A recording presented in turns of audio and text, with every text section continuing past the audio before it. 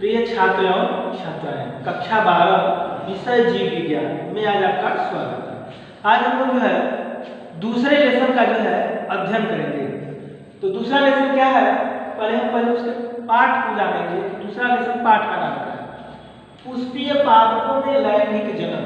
दूसरे पाठ का नाम है पुष्पीय पादपों में लैंगिक जनन, जिसको इंग्लिश में कहेंगे sexual reproduction in flowering plant.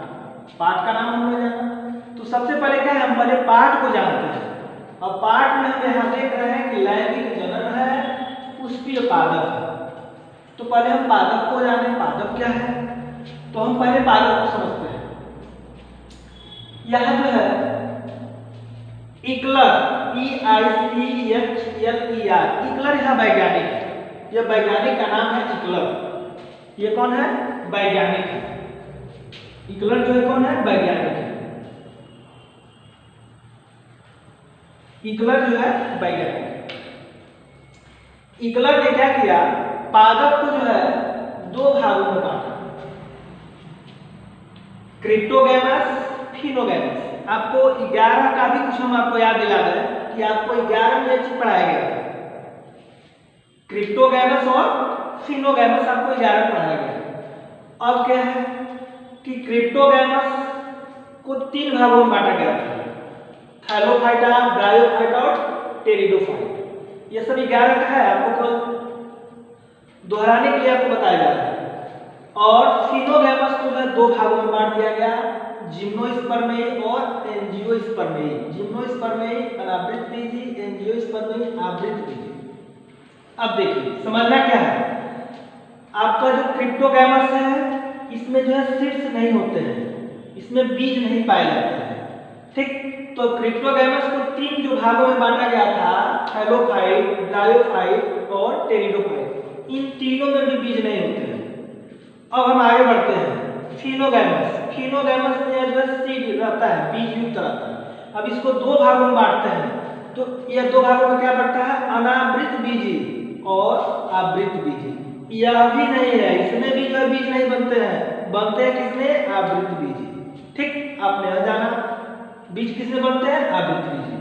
अब हम थोड़ा सा आपको बताएं कि हम क्या पढ़े, पुष्पीय पादपों में लैंगिक जनन। अब हम यह भी कह सकते हैं पुष्पीय पादपों में जो है लैंगिक जनन को जो क्या है, आवृत बीजी में ही जो है क्या होता है, लैंगिक जनन हो रहा है। हम इसको यह भी कह सकते हैं कि एंजियोस्पर्मी में जो है लैंगिक जनन। हम या तो पुष्पीय पादप कहें या यह भी कह सकते हैं कि आवृत बीजी पादपों में जो है लैंगिक जनन।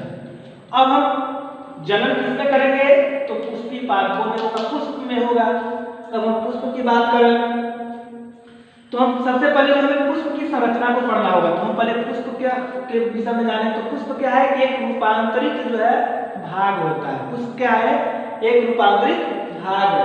इस पाठ को पढ़ने के लिए हमें जो है क्या क्या पहले इसके जो है विषय में हमको क्या क्या पढ़ना होगा कि पुष्प की संरचना पढ़ना होगा, पुंकेसर पढ़ना होगा, परागकण पढ़ना होगा, स्त्री केसर, दोहरा निषेचन, भ्रूणकोश, भ्रूण, बीज, फल। ठीक, अब हम पहले पुष्प के विभिन्न भागों के जो है नाम को जानेंगे। पहले पुष्प, तो आप पुष्प में जो है विभिन्न भागों के नाम को जाने। तो कोई भी जो है पौधा होता है तो उस पौधों में जो है 2 भाग होते हैं, एक तो जड़ भाग होता है और दूसरा क्या होता है कि वायवीय भाग होता है। ठीक, तो जड़ भाग जो है क्या है, जिसको हम रूट कहते हैं, यानी वह पृथ्वी के नीचे होता है। और दूसरा जो है क्या होता है कि वायवीय भाग होता है। वायवीय भाग में पृथ्वी के ऊपर वाले भाग, जो भी पेड़ होते हैं, जो भी पौधे होते हैं, तो पृथ्वी के ऊपर वाले भाग को हम क्या कहते हैं, वायवीय भाग। इसमें आपका जो है क्या हो जाएगा कि जड़ भाग को छोड़ दीजिए, तो जड़ भाग के ऊपर का जितना भी भाग आपका तना है, पुष्प है, फल है, पत्ती है, तो यह सब क्या है, वायवीय भाग में आ जाएंगे। तो हम पहले पुष्पीय पौधों में जो है जनन जानने के लिए हम पहले पुष्प की संरचना को जानेंगे। ठीक, तो हम पुष्प की संरचना को देखते हैं। यहाँ पुष्प की संरचना को दिखाया गया है। यह इसको भी जो है क्या है, 4 भागों में जो है बांटे हैं आपको जो है समझने के लिए। पहला भाग है जो सब नंबरिंग कर दिया है आपको समझने के लिए।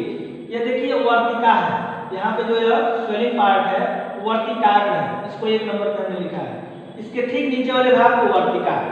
ठीक, तीसरे नंबर पे यहाँ लिखा गया अंडाशय। चौथे नंबर पर लिखा गया है बीजांड। पांचवें नंबर पर यह स्वेलिंग पार्ट है, इसको परागकोश कहा गया है। छठवां यहाँ ये पार्ट है पूतंतु है। सातवां यह भाग जो है क्या है, दलपुंज है। ठीक। आठवां यह बाह्य दलपुंज है।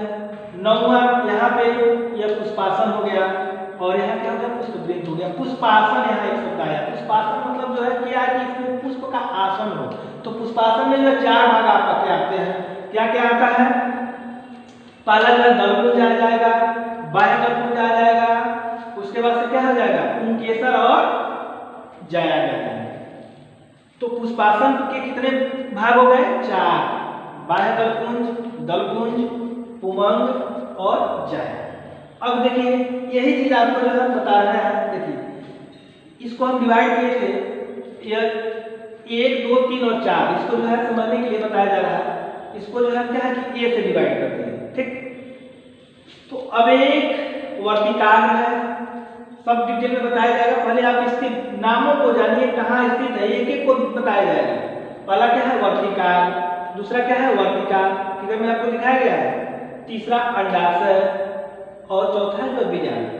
अब यह चारों को, वर्तिका को, अंडाशय को और बीजांड को, इन चारों भागों को हम क्या कहेंगे, स्त्री केसर। यानी ये चारों भाग किसके हैं, स्त्री केसर के हैं। और इसमें स्त्री केसर की संख्या कितना दिखाई दे रहा है, 1। स्त्री केसर क्या है, 1।